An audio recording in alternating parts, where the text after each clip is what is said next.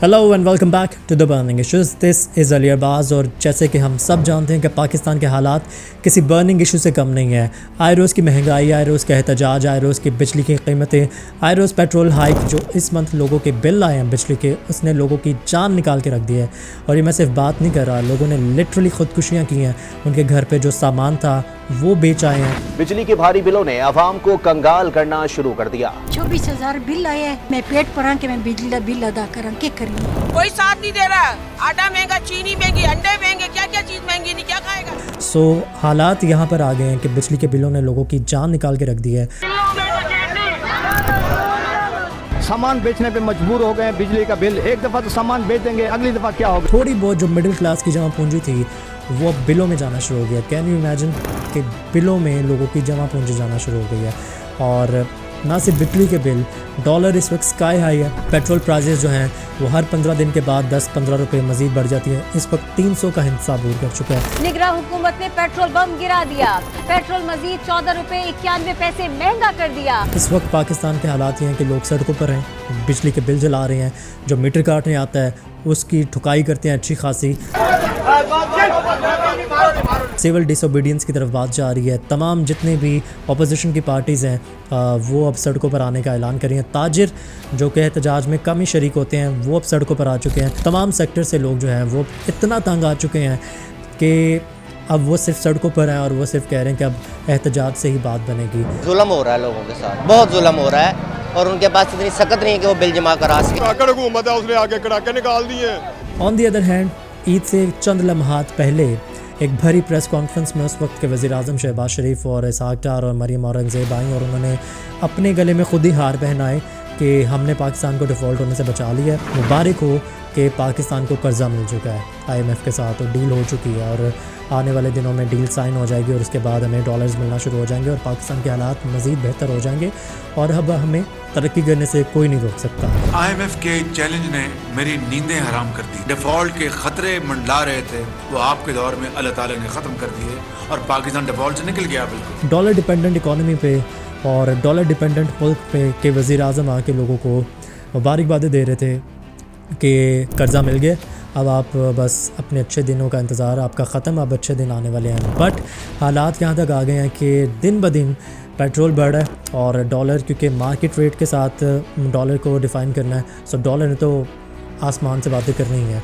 सो इस वक्त पाकिस्तान के जो हालात हैं वो ये है कि डॉलर स्काई हाई है, पेट्रोल की प्राइसेस आम आदमी के पहुंच से दूर हो चुकी हैं और बिजली के बिल तो इन्होंने दिनों के हिसाब से बढ़ाए हैं।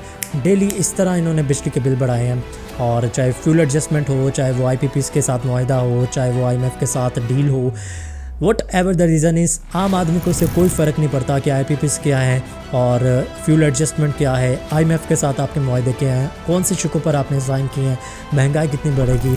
ऑल दे वांट इज़ कि जो उनके ज़ख्म हैं, जो इस वक्त जहाँ से खून बह रहा है उस पर कुछ मरहम रखी जाए और वो इसी तरह रखी जाएगी कि उसमें कुछ रिलीफ़ किया जाए, बिजली के बिलों में कुछ कमी की जाए, रेट्स कुछ हद तक रोके जाएँ। बट रेट्स रोकने तो दूर की बात है, जो एक थोड़ा सा कुशन होता था आम आदमी को कि जिसका बिजली का बिल ज़्यादा आता था वो किस्तें करवा लेता था, इंस्टॉलमेंट पे बिल पे करता था, बट इस बार उन्होंने वो भी बंद कर दिया। So it all started 90s में जब IPPs के साथ हमने एक मुआहदा किया, पीपल्स पार्टी की हुकूमत ने मुआहदा किया और उसमें उन्होंने ये कहा कि जनाब आप आएँ, इंडिपेंडेंट पावर प्रोड्यूसर्स को उन्होंने कहा कि आप आएँ, बिजली घर लगाएं और बिजली प्रोड्यूस करें और प्राइवेटाइज़ की इन्होंने चीज़ें। और उसके बाद जो है उसमें जो मुआहदा था उसमें ये था कि हम चाहे हैंड टू माउथ हो, हमारे पास चाहे बिजली हो या ना हो, हम आपको लॉस में नहीं जाने देंगे।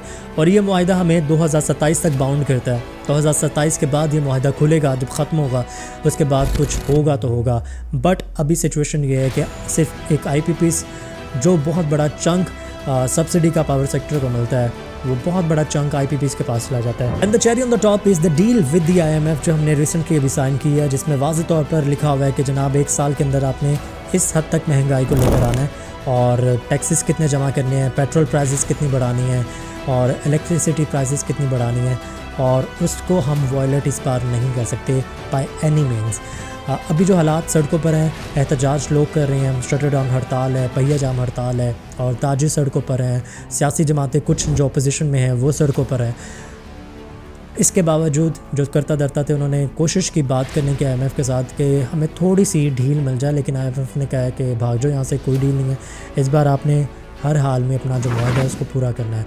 So the sad thing is कि आने वाले दिनों में ये मज़ीद बढ़ेगी और मज़ीद इसमें इजाफा होगा और लोग जो हैं उनके पास अब कोई रास्ता आई डोंट थिंक रह गया। I still remember last year भी इन्हीं डेज़ में डॉलर बड़ी तेज़ी के साथ ऊपर जा रहा था और उस वक्त भी मैंने एक वीडियो बनाई थी। उस वक्त डॉलर का रेट था 222 से 225 के बीच में और इस एक साल के अंदर डॉलर 100 रुपये तक बढ़ चुका है।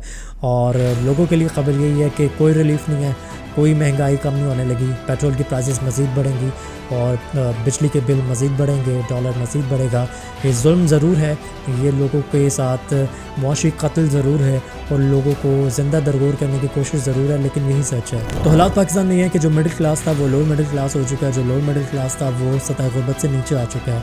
और लिटरली इस वक्त जब मैं ये वीडियो रिकॉर्ड कर रहा हूँ ना, तो लोगों के हालात इतने ज़्यादा ख़राब हैं कि मेरे पास अल्फाज नहीं है बोलने के लिए कि कितने लोग परेशान हैं बिजली के बिलों की वजह से। और लाइक अगर आपकी टेक होम इनकम जो है वो आपकी अगर 50,000 भी है ना, तो बिल आपको 60,000 65,000 आया, तो वो किस तरह से देने हैं इसका कोई पता नहीं है। अभी जो क्राइम की रेशियो है ना वो भी बढ़ चुकी है और अब क्राइम वो नहीं कर रहे जो हैबिचुअल है, अब लोग मजबूरी से कर रहे हैं। सो यहाँ पर हालात जो हैं वो मज़ीद ख़राब होते जा रहे हैं। But at the same time इस वक्त जब हालात इस कदर केओस में है पाकिस्तान में, इस वक्त भी यहाँ पर अगर 2-3 दिन पहले तक जब ये बिजली के बिलों का मामला नहीं आया था, महंगाई तब भी थी बट ये मामला मीडिया पर इतना नहीं उठा था, तब तक सबसे इम्पोर्टेंट इशू ये था कि आया यहाँ पर इलेक्शन टाइम पर होंगे या नहीं, और इमरान खान को जो खाने में क्या मिला है और उसका बैरिक नंबर क्या है और उसको चटाई दी है, किताबें दी हैं, दूध उसको रात को दिया गया पीने के लिए या नहीं।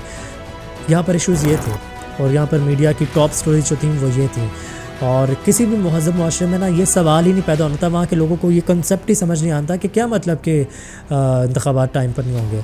वहाँ पर एक डेट सेट की जाती है, उस दिन पोलिंग होती है, उसका रिज़ल्ट आता है और उसके बाद अगर पावर शिफ्ट होने तो बड़ी स्मूथली वो सारा प्रोसेस हो जाता है। लेकिन यहाँ पर हर चीज़ एक सर्कस बन जाती है और हर चीज़ में इस कदर इबहम पैदा हो जाता है कि समझ नहीं आती लोगों को कि ये हो क्या रहा है। सो अभी भी इस सारे केओस के बाद भी जो फ़ैसला साज हैं उनको कोई फ़र्क नहीं पड़ रहा, ना वो इतना इंडिपेंडेंट होने दे रहे हैं सियासी जमातों को और ना वो चाहते हैं कि वो सियासी जमातें इतनी इंडिपेंडेंट हो कि वो पॉलिसीज़ बनाएं और आम इंतखाबात हों और पावर शिफ्ट हो और एक तसलसल आए। जो इंस्टेबिलिटी है जो 9 अप्रैल 2022 से शुरू हो चुकी है, सर्कस जो है वो शुरू हुई है, 1.5 साल से ज़्यादा हो गया अब इसको, उसमें कुछ तसलसल जो आया हुआ है उसको कुछ रोका जाए। दे डोंट वांट इट और उनके लिए ये जो सारी सिचुएशन है बड़ी वो बड़ा इसको एंजॉय कर रहे हैं। और इसमें सियासी जमातें भी उतनी कसूरवार हैं जितने फ़ैसला साज हैं, बिकॉज़ जब एक टाइम आया कि जब इनके रोल को मिनिमाइज़ किया जाना था सियासत से, तब भी ये लोग इकट्ठे नहीं हुए। और ये सिर्फ अभी की बात नहीं है कि माजी में भी जब नाजुक मोड़ आया, जमहूरियत थोड़ी सी तगड़ी होने लगी और सियासी जमातों को जब इकट्ठा होना था ना, तब भी वो इकट्ठे नहीं हुए और अभी भी इन्होंने ना इकट्ठे होना है और ना पाकिस्तान में जो जमहूरियत है उसने परवान चढ़ना है और ना ही पाकिस्तान में तसलसल आना है पॉलिसीज़ में और हालात बेहतर होने हैं। ये डॉलर डिपेंडेंट कंट्री, ये नॉन डिपेंडेंट कंट्री जो है ये तब तक चलेगी जब तक आप इसको धक्का दे के डॉलर्स के साथ चलाते रहेंगे। सो इस सारे एपिसोड को अगर आप कंक्लूड करेंगे ना, तो कंक्लूजन ये है कि अगले महीनों में बिजली के बिल मज़ीद बढ़ने हैं, पेट्रोल ने मज़ीद 10 दिन के बाद बढ़ जाना है और डॉलर जो है वो अब उस गाड़ी में बैठ चुका है जो कि अब 5वें गियर में है, अब उसने नहीं रुकना। और इस सारे जो मामलात हैं ये हम क्योंकि जो IMF के साथ कर्ज़ा फाइनल कर चुके हैं उसकी शराइत है और हम बाउंड हैं कि हम उसको पूरा किए बगैर नहीं तोड़ सकते। अगर तोड़ेंगे तो मज़ीद हमारे पर मुश्किलात आएंगी। सो ऐसे में जब लोग मर रहे थे और लोगों के पास बिल नहीं थे पे देने के लिए, पहले ये लाइन बोली जाती थी कि लोगों के पास खाने के लिए पैसे नहीं है, अब बिल देने के भी पैसे नहीं है। ऐसे में निगरान वज़ीर आज़म आके लोगों के ऊपर जो तंज करते हैं या उनके ज़ख्मों पर जो नमक छिड़कते हैं वो ये कहते हैं कि महंगाई ज़रूर है लेकिन इतनी नहीं हुई कि आप सड़कों पर आके एहतजाज करें। अभी बैठे हैं आराम से, महंगाई बर्दाश्त करें और अभी मज़ीद होनी है, तो आप इतना आपको कोई टेंशन लेने की ज़रूरत नहीं है कि आप सड़कों पर आ जाएं, लोग रोड्स ब्लॉक कर दें और पहिया जाम हड़ताल कर दें। काकड़ साहब का जो बयान आया है महंगाई नहीं है, इसको बढ़ा चढ़ा के जो इन्होंने ना बयान किया गया है, मैं उससे पूछता हूँ कि उनके बच्चों को कभी एक वक्त भूखा सोना नसीब हुआ है? उसको क्या पता कि गरीब का दुख क्या है, दर्द क्या है। और उन्होंने हाल ही बताया कि मेरे कमरे कैसे बंद कर दो, मैं भी आप लोगों की तरह घर में बैठूंगा।